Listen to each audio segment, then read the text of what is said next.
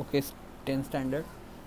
आपण या लेक्चरमध्ये जो सायन्स वनचा आपण टॉपिक शिकलो होतो, second periodic classification of the element and third reaction आणि टाईप ऑफ रिॲक्शन, हे जे काही क्वेश्चन्स डिस्कस करणार आहे की स्वाध्यायासोबत काही ह्याच्यामध्ये स्वाध्यायाचे पण प्रश्न आलेले आहेत. तर स्वाध्यायासोबत मिनिमम हे पण क्वेश्चन कवर करा जे मी सांगणार आहे आता अर्ध्या तासामध्ये 2 धड्यांमध्ये. प्रत्येक धड्याचे असे मी क्वेश्चन सांगणार आहे. हे आत्ता थोडेसे क्वेश्चन्स आहेत, ह्याच्यामध्ये अजून ॲड होणार का दुसऱ्या तिसऱ्या धड्यावर? तर हो, ॲड होणार. कळलं?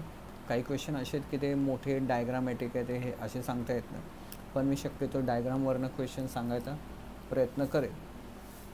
कळलं? सो आत्ता तुमचे स्वाध्यायाचे प्रश्न आणि जे मी प्लस हे सांगणार आहे ते प्रश्न मिनिमम तुम्ही कवर करा. कळलं? ह्याच्या व्यतिरिक्त इम्पॉर्टंट अजून क्वेश्चन असतील का दुसऱ्या तिसरं तर होतील, ॲड पण होऊ शकतात अजून. ठीक आहे. सो पहिलं मी प्रश्नपत्रिका घेते 2019ची बोर्डाची प्रश्नपत्रिका 2019ची, बरोबर. की त्याच्यामध्ये जे प्रश्न आलेत ते काही प्रश्न आहेत जे सॉल्व करा, कारण की त्या टाईपचे प्रश्न तुम्ही सॉल्व केले पाहिजे.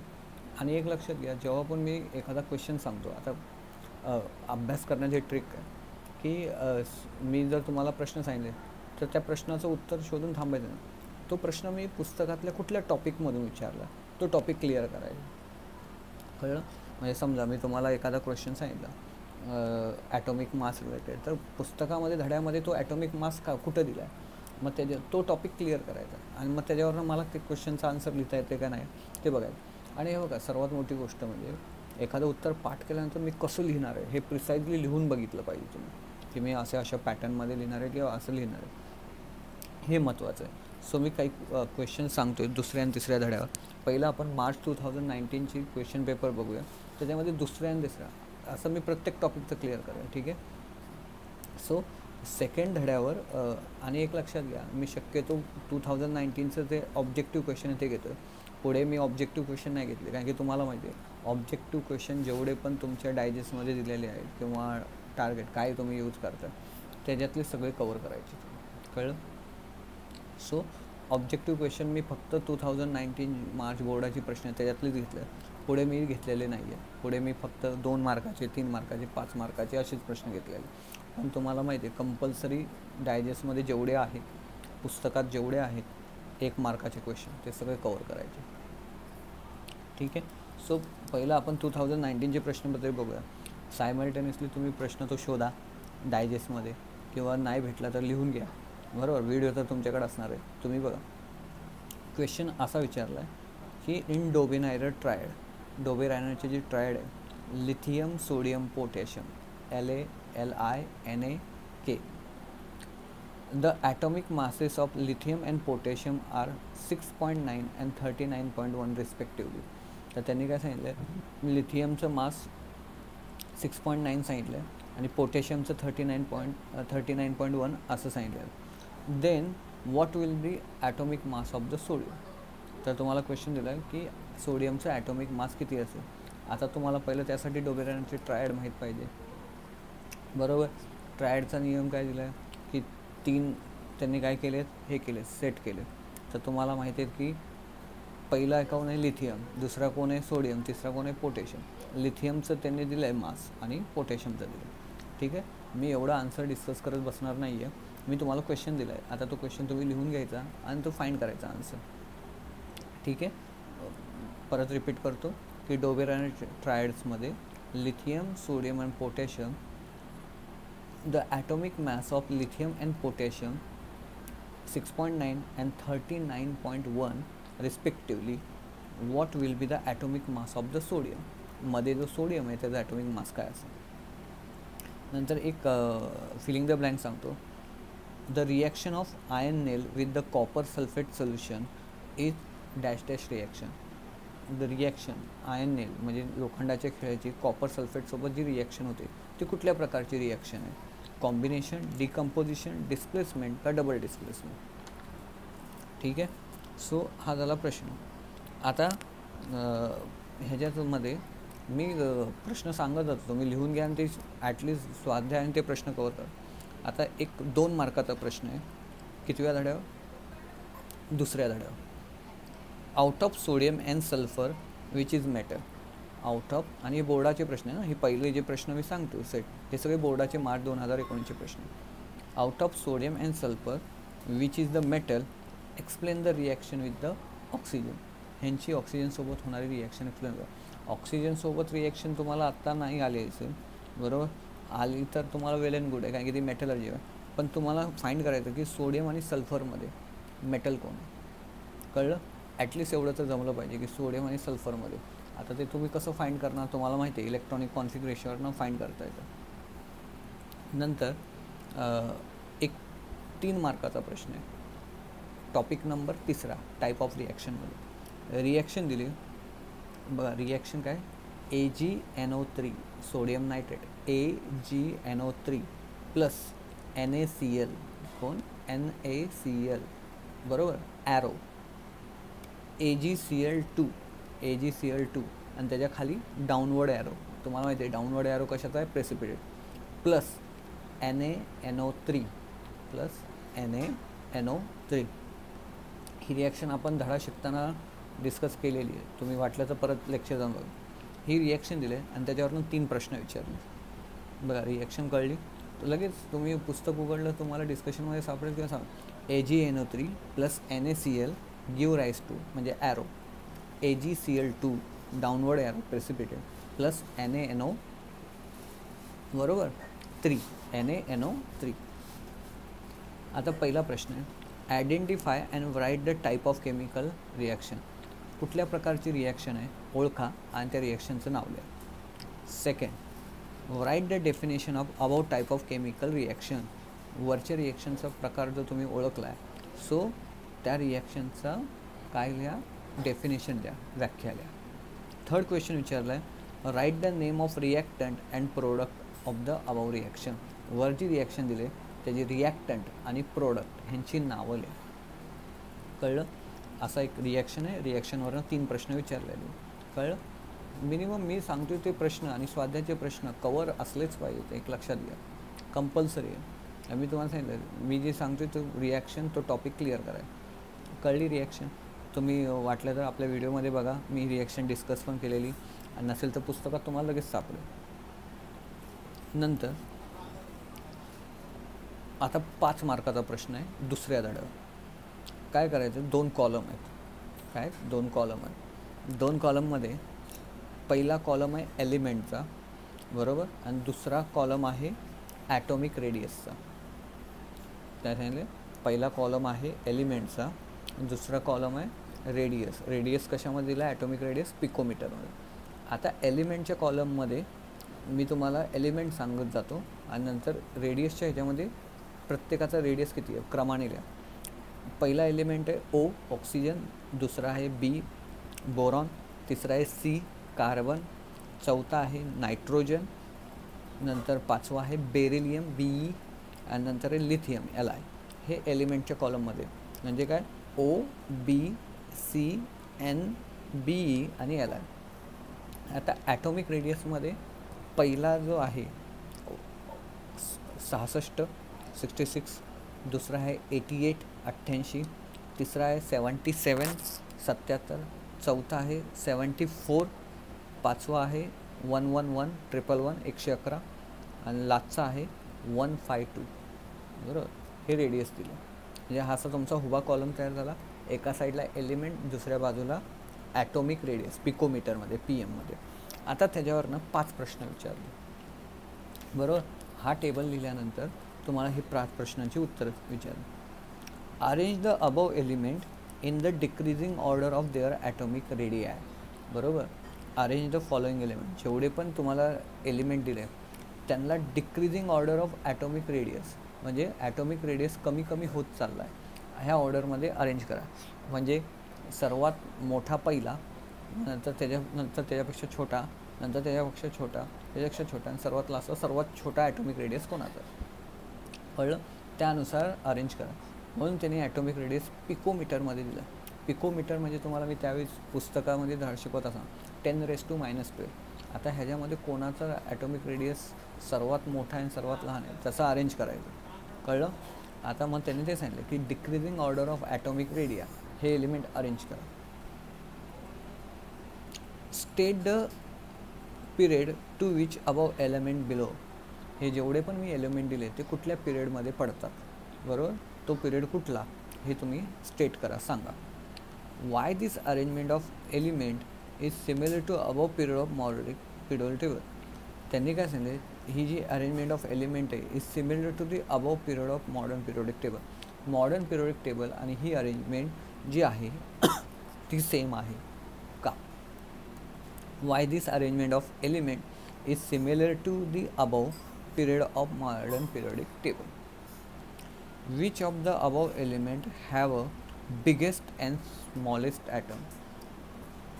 वर जे एलिमेंट दिले त्याच्यामधलं सर्वात मोठा आणि सर्वात स्मॉल ॲटम कुठला, कळलं. हे चौथा प्रश्न.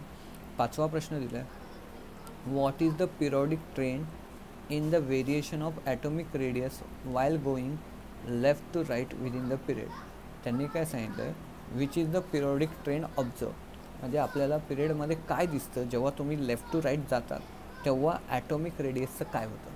So question is, what is the periodic trend observe in the variation of atomic radius while going left to right within a period. जेव्हा तुम्ही लेफ्ट टू राईट जातात पिरियडमध्ये तर ॲटॉमिक रेडियसमध्ये काय ट्रेंड दिसतात, म्हणजे काय बदल दिसतात तुम्हाला, कळलं. असा तुम्हाला क्वेश्चन विचारला.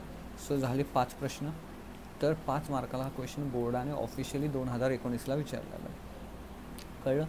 आता एक लक्षात घ्या, मी प्रत्येक प्रश्न रिपीट करत बसत नाही. तुमच्याकडे व्हिडिओ आहे, तुम्ही बॅक फॉरवर्ड घेऊन काय करू शकता, क्वेश्चन परत परत बघू शकता. शक्यतो मी क्वेश्चन पूर्ण वाचायला 1 2 3 4 5, कळलं.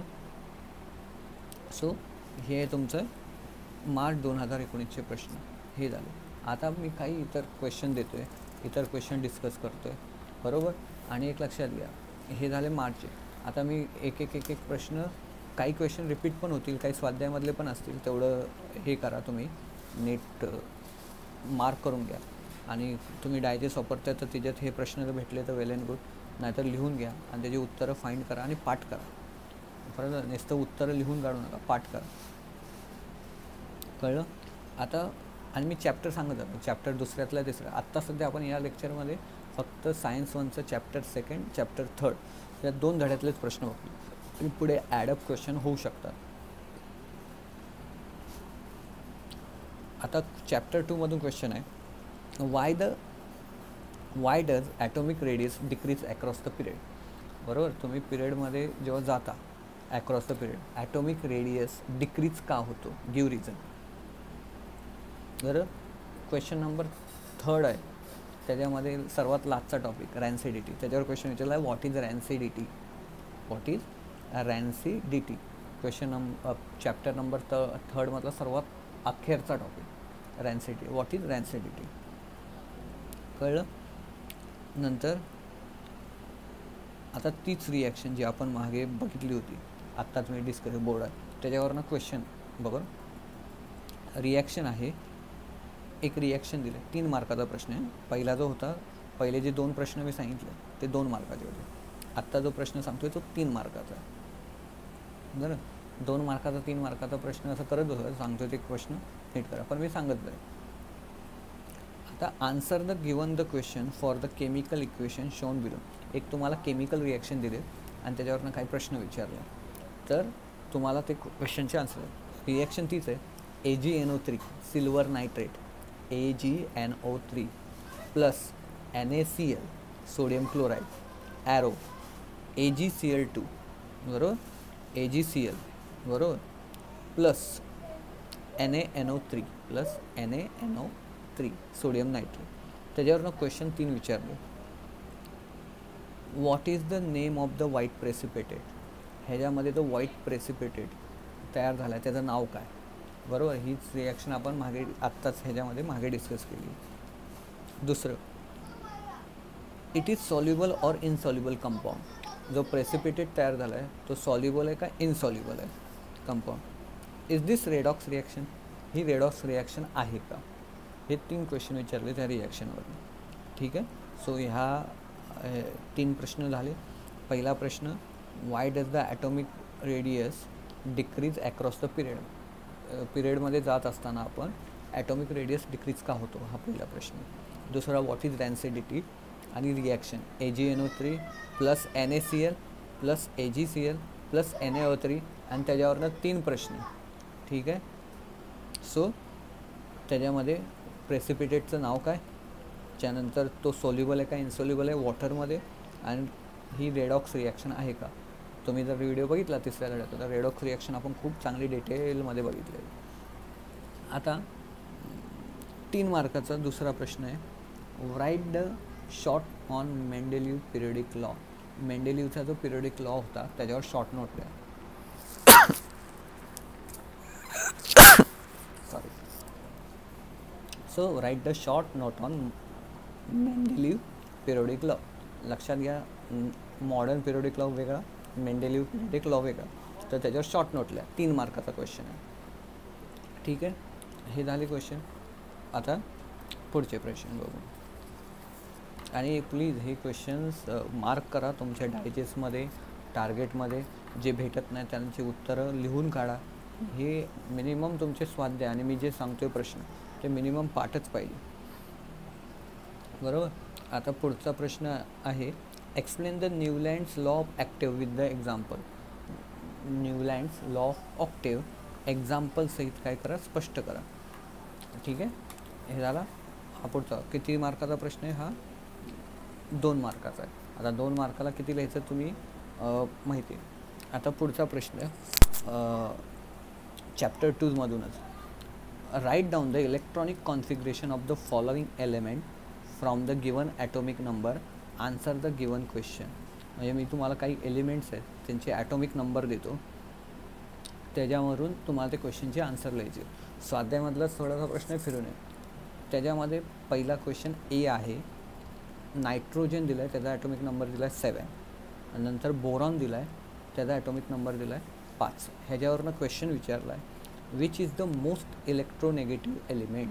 ह्यांच्यामधला सर्वात जास्त इलेक्ट्रोनेगेटिव्ह एलिमेंट कुठला, हा प्रश्न. आता त्याच्यामध्ये बी दुसरा क्वेश्चन विचारला आहे, बरोबर, की सोडियमचा ॲटॉमिक नंबर दिला आहे 11 आणि क्लोरीनचा ॲटॉमिक नंबर दिला आहे 17. Which is the largest atoms. त्याच्यामध्ये सर्वात लार्जेस्ट ॲटम कुठला, फक्त एवढं सांगायचं कुठला आहे, का ते काही विचारलेलं नाही. 2 मार्काचा प्रश्न आहे, 1 मार्काला एक प्रश्न. पहिलं की खाली दिलेल्या एलिमेंटचं इलेक्ट्रॉनिक कॉन्फिगरेशन लिहा. बरोबर. पहिला प्रश्न आहे त्याच्यात नायट्रोजनचा ॲटॉमिक नंबर आहे 7 आणि बोरॉनचा आहे 5. Which is the most electronegative element. यांच्यामध्ये सर्वात इलेक्ट्रोनेगेटिव्ह एलिमेंट कुठला. नंतर त्याच्यात दुसरा प्रश्न आहे सोडियमचा 11 आणि क्लोरीनचा 17. Which is the largest atom. ह्याच्यामध्ये सर्वात लार्ज ॲटम कुठला. ठीक आहे. आता तुम्हाला हे झालं. आता तुम्हाला 3 मार्काचे 2 प्रश्न सांगतोय, एक धड्यात तिसऱ्यातला आहे आणि धड्यात दुसऱ्यातला. पहिलं, काही लोकांना ही गोष्ट जमली नव्हती, बॅलन्स द इक्वेशन. तर रिॲक्शन देतोय 3, बॅलन्स द इक्वेशन करायचं आहे. ठीक आहे. Balance the equation. तर पहिली रिॲक्शन आहे, स्वाध्यायामधलीच आहे शक्यतो हे तिन्ही रिॲक्शन. तर पहिली रिॲक्शन आहे H2S2O7. बघा, H2S2O7 plus H2O arrow H2SO4. H2SO4 ही पहिली रिॲक्शन बॅलन्स करा. दुसरी रिॲक्शन आहे बॅलन्स करण्यासाठी SO2 plus H2S H बेसला 2S arrow S plus H2O S plus H2O. कळलं. तिसरी रिॲक्शन आहे NaOH sodium hydroxide plus H2SO4 give rise म्हणजे ॲरो Na2SO4 प्लस H2O. 3 मार्काचा प्रश्न आहे, म्हणजे 1 मार्काला एक रिॲक्शन आहे, म्हणजे लवकर व्हायला पाहिजे. ठीक आहे. आता तुम्हाला 3 मार्काचा चॅप्टर नंबर 2 वरचा एक क्वेश्चन आहे, the electronic configuration of metal A. आता तुम्हाला क्वेश्चन विचारला आहे, की electronic configuration of metal A is 281. एक मेटल आहे त्याचं नाव आहे ए नाव दिलं आहे, त्याचं इलेक्ट्रॉनिक कॉन्फिगरेशन आहे 281. And other is metal B, दुसरा मेटल आहे बी, त्याचं इलेक्ट्रॉनिक कॉन्फिगरेशन आहे 282. Which of the two metal is more reactive, ह्या दोघांमधलं कोण सर्वात जास्त रिॲक्टिव्ह आहे. Write their reaction with dilute HCl, त्यांची डायल्यूट HCl सोबत रिॲक्शन सांगा. आता हा जो लास्टचा पार्ट आला आहे की त्यांची रिॲक्शन डायल्यूट HCl सोबत सांगा, ती नाही लिहिली तर चालेल, पण ॲटलिस्ट दोन मेटल आहे त्यांच्यामधलं सर्वात जास्त रिॲक्टिव्ह कोण आणि का हे तुम्हाला द्यायचं आहे. ठीक आहे. आता चॅप्टर नंबर 2मधून तुम्हाला नावं लिहायची. 3 मार्काचा प्रश्न आहे, म्हणजे एक प्रश्न आहे त्याच्यामध्ये ABC असे 3 प्रश्न आहे. Write the name from the description, पुढे जे वर्णन केलं आहे त्यांच्यावरनं त्यांची नावं सांगा. ए क्वेश्चन आहे the period with the electron in the shell KLM, period with the electron in the shell KLM, हे असा पिरियड सांगा ज्याच्यामध्ये तिन्ही शेल येतात, के पण येतो, एल पण येतो आणि एम येतो, किंवा 3 शेलच येतात KLM. The family of non metal having the valency 1, म्हणजे नॉन मेटल्सचे असा ग्रुप सांगा की ज्यांची वॅलेन्सी 1 आहे. The family of metal having valency 1, मेटलचे असे ग्रुप सांगा की ज्यांची वॅलेन्सी 1. कळलं 3 प्रश्न. पहिलं the period with the electron in the shell KLM, बरोबर, असा पिरियड की ज्याच्यामध्ये KLM असे 3 शेल येतात. नंतर दुसरा प्रश्न आहे की नॉन मेटलचा असा ग्रुप सांगा की ज्यांची वॅलेन्सी 1 आहे, आणि नंतर मेटलचा असा ग्रुप सांगा की ज्यांची वॅलेन्सी 1 आहे. कळलं, हे झालं 3 मार्काचा प्रश्न. ठीक आहे, ओके. सो आपण आता नेक्स्ट क्वेश्चन बघू.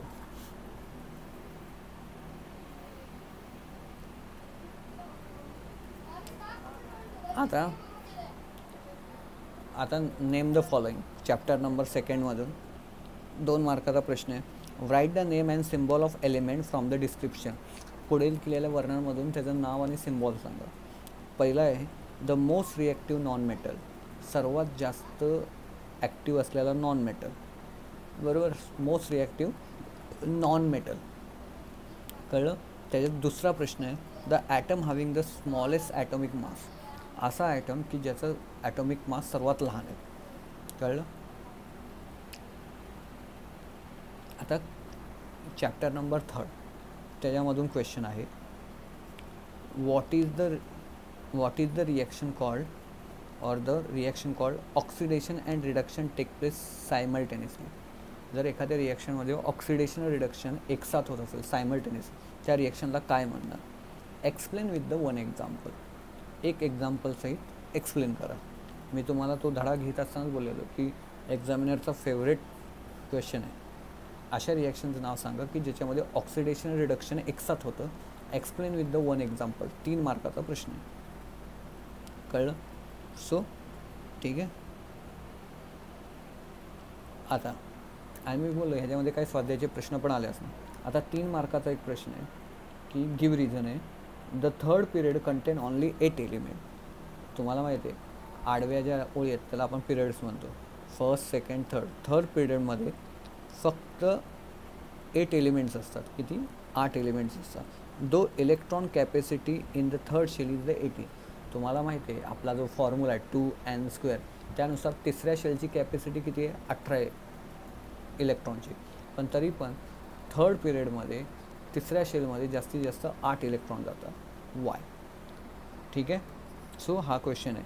ह्याचं एक्सप्लेनेशन तुम्हाला पुस्तकात कुठेही नाही भेटणार. डायरेक्टली तुम्हाला डायजेस्टमधून काय करावं लागणार, तुम्ही पुस्तकात कुठेही शोधा, तुम्हाला एक एक्सप्लेनेशन 11वी सायन्सच्या पुस्तकात भेटेल. कळलं. मी तुम्हाला म्हणलं काही अपसर्ड क्वेश्चन बोर्डाने आपल्या मंडळाने टाकलेले. नंतर एक 2 मार्काचा क्वेश्चन आहे चॅप्टर 2मधून what is periodicity. What is periodicity, that is what is PERIODICITY.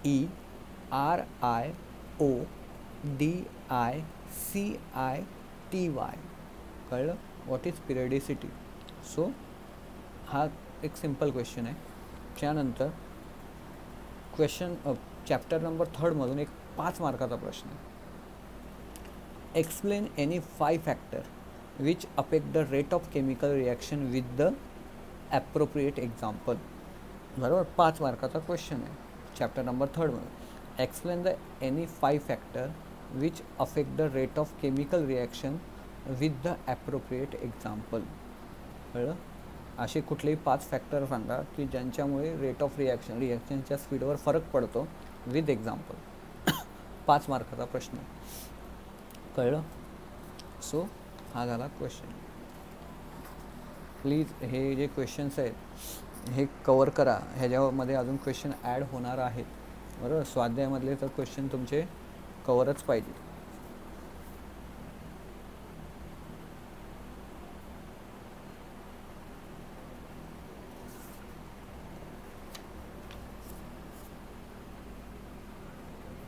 Okay. नंतर एक 3 मार्काचा क्वेश्चन आहे. Give the merits of Mendeleev periodic table. Mendeleev periodic टेबलचे मेरिट सांगा. मेरिट म्हणजे त्याने काय केलं. बरोबर, मेरिट्स तिथे पुस्तकामध्ये दिले आहेत. Merits of Mendeleev periodic table. ठीक आहे. त्यानंतर काय म्हणतात, बॅलन्स द केमिकल इक्वेशन जो 3रा धडा आहे त्याच्यामध्ये एक आपण calcium carbonate, bent tube, lime water अशी एक डायग्राम बघितली होती आणि मी एक्सप्लेन पण केलेली आहे. बरोबर, त्याच्यावरनं काही क्वेश्चन्स आहेत पण ती डायग्राम ॲटलिस्ट बघून ठेवा. ठीक आहे. सो ॲटलिस्ट ती डायग्राम बघून त्याच्यावरचे क्वेश्चन आपण सोडू. ते मी डायग्राम तुम्हाला सांगेल पेज नंबर सहित आणि त्याच्यावरचे क्वेश्चन सांगेल. कळलं? सो हे झालं. आता चॅप्टर नंबर 3वर 2 मार्काचा क्वेश्चन आहे. Define the combination reaction and decomposition reaction with 1 example. Define the combination reaction and decomposition reaction with 1 example. आणि एक 3 मार्काचा क्वेश्चन आहे चॅप्टर नंबर 2 मधून. Explain the structure of modern periodic table. Modern periodic table होता त्याचं structure explain करा रफली. कळलं? सो आता तुम्हाला माहिती आहे त्याच्यामध्ये की एस ग्रुप आहे, पी ग्रुप आहे, डी ग्रुप आहे, एसमध्ये कोण असतं, पीमध्ये कोण असतं, डीमध्ये काय असतं, एफ असतं, हॉरिझॉन्टल लाईन कुठल्या आहेत, व्हर्टिकल लाईन्स कुठल्या आहेत, नंबरिंग कशी केले, हे त्याचं स्ट्रक्चर एक्सप्लेन करायचं. आता एक किती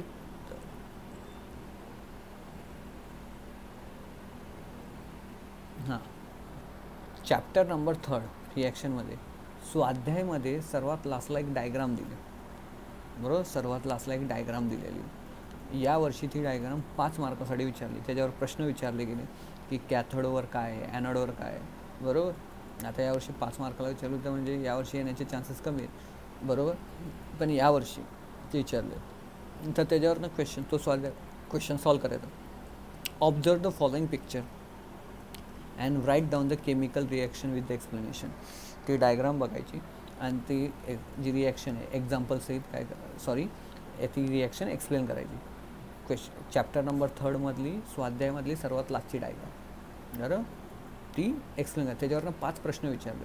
जर कोणाला यावर्षीचा बोर्डाचा पेपर भेटला 10वीचा तर ती डायग्राम आणि ते 5 प्रश्न बघा, एकदा कवर करा. मे बी असं असू शकतं की पुढच्या वर्षी ते 3 मार्काला विचारतील, त्याच्यावरनं प्रश्न विचारतील, पण तो टॉपिक क्लिअर करा. ठीक आहे. सो हे झाले काही प्रश्न. आता चॅप्टर नंबर 2 तोच आहे की जेव्हा काय म्हणतात ॲक्रॉस द पिरियड जाईल तर ॲटॉमिक रेडियस डिक्रीज का होतो आणि ती रिॲक्शन. बरं, आता मॉडर्न पिरियोडिकला सो ऑलमोस्ट आपण एक थोडे क्वेश्चन कवर झालेले आहेत. जर कुठला नवीन प्रश्न भेटला तर मी सांगतो तुम्हाला. चॅप्टर नंबर 2 मध्ये अजून एक सायंटिफिक रिझन घ्या. Atomic radius goes on increasing down to the group. जसं ग्रुपमध्ये म्हणजे टॉप टू बॉटम जातो ॲटॉमिक रेडियस इन्क्रीज का होतो. नंतर एक्सप्लेन द टर्म. 2 टर्म आहेत चॅप्टर नंबर 3 मधून. Explain the term endothermic reaction and balance equation. हे टर्म एक्सप्लेन करायचे. Endothermic reaction and balance the equation. कळलं? हे झालं.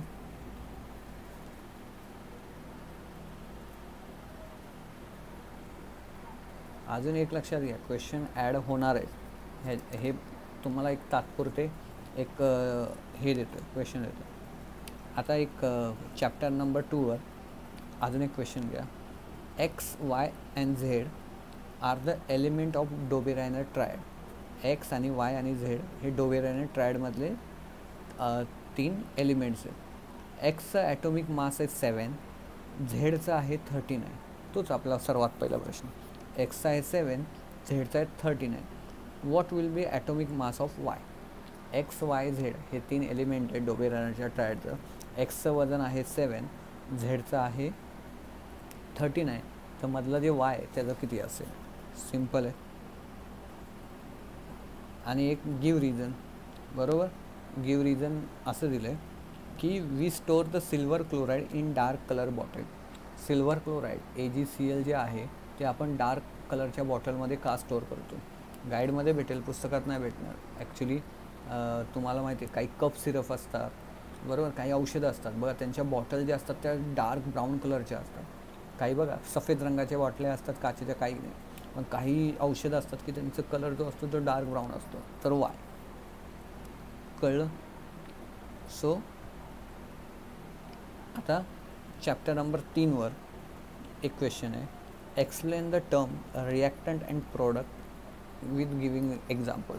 कुठल्याही रिॲक्शनमध्ये रिॲक्टंट आणि प्रोडक्ट हे जे 2 टर्म आहेत, रिॲक्टंट म्हणजे काय आणि प्रोडक्ट म्हणजे काय, एक्सप्लेन करा, एक्झाम्पल्स आहेत.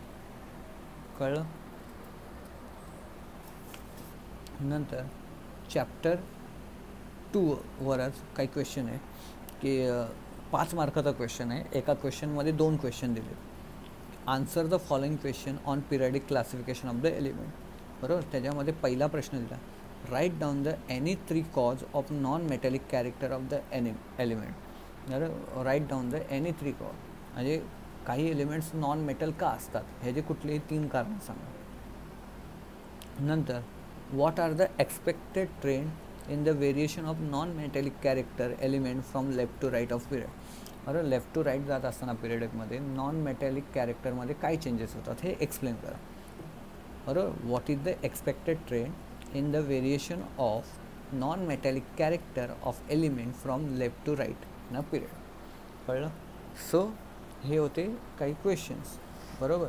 हे जे क्वेश्चन्स आहेत ते आपण स्वाध्याय प्लस मी सांगितलेले क्वेश्चन दुसऱ्या तिसऱ्या असेच आपण प्रत्येक धड्याचे क्वेश्चन जोपर्यंत म्हणजे ऑनलाईन चालू आहे तो आपण डिस्कस करूया. म्हणजे ॲटलिस्ट तुम्हाला काहीतरी करण्यासाठी मटेरियल भेटेल. आणि एक लक्षात घ्या, दुसऱ्या तिसऱ्या धड्यावर मी आत्ताशी पहिला सेट झाला म्हणजे ह्याच्यावर अजून क्वेश्चन देऊ शकतो का, तर हो देऊ शकतात. बऱ्यापैकी अजून टॉपिक आहे दुसऱ्या तिसऱ्या धड्यामध्ये की त्याच्यावर डायग्रामवर पण क्वेश्चन्स आहेत. कळलं. मी फक्त तुम्हाला 1-2 डायग्रामचं उदाहरण दिलं, ते असे मला इथे सांगता येत नाही आहे. बरोबर. जेव्हा माझ्याकडे प्रॉपर मी हे काढेल बाजूला क्वेश्चन धड्याचे तेव्हा मी तुम्हाला ते सांगेल. पण दुसऱ्या तिसऱ्या धड्यावर अजून क्वेश्चन हा पहिला सेट होता की कमीत कमी तुम्ही स्वाध्याय आणि हे प्रश्न कवर करा. ठीक आहे. आता आपण नेक्स्ट लेक्चरला आता हे क्वेश्चन डिस्कस झालं तेच तुमचं मायटोसिस मिओसिस जो टॉपिक आहे त्याच्यामधला डिफरन्स आणि हिडन ते आपण घेऊया. शक्यतो मी डायजेस्टमधून घेईल तो जो दिलेला नाही आहे. आणि दुसरी गोष्ट म्हणजे आपण मग नंतर आत्ता सायन्स 1चे डिस्कस केलेत क्वेश्चन तसे आपण सायन्स 2चे पहिला धडा शिकवला आणि दुसरा धडा शिकवला या 2 धड्याचे क्वेश्चन्स डिस्कस करूया. म्हणजे तुम्ही स्वाध्याय प्लस हे क्वेश्चन्स कवर करा. ठीक आहे. ओके. सो नेक्स्ट लेक्चरला आपण मायटोसिस मिओसिसचं गिव डिफरन्स आणि तो हिडन टॉपिक आणि पहिले क्वेश्चन्स बरोबर पहिल्या आणि दुसऱ्या धड्याचे कुठले सायन्स 2चे आता कवर करूया. ठीक आहे. सो नेक्स्ट लेक्चरला आपण हे बघूया. ठीक आहे. ओके. Best of luck.